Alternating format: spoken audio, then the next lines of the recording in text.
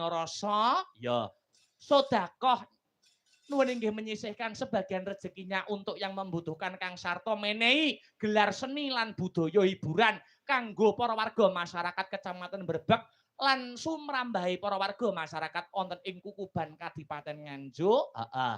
Mugi-mugi wonten ing tembe wingkingipun Mbak Zahra Sembodo ingkang jinangka, rahayu ingkang tinemu, basuki ingkang kaesti, pinaringan rejeki ingkang melimpah, kathah turah tur kebak marang barokah. Amin.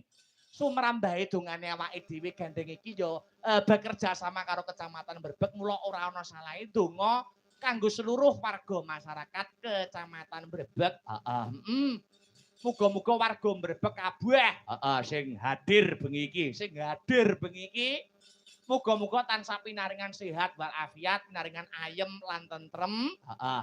Keluargane pinaringan ayem tentrem. Heeh. Pinaringan rejeki ingkang kathah melimpah. Amin.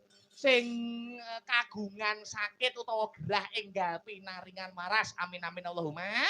Amin. Ingkang pinaringan ya kuwi masalah enggal pinaringan udar sing dadi masalahe. Amin amin ya rabbal alamin.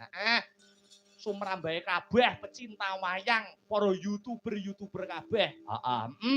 Muga-muga ayem, slamet donya, bejo donya, bejo akhirat. Amin, amin, amin. Allahumma. Amin. Allahumma.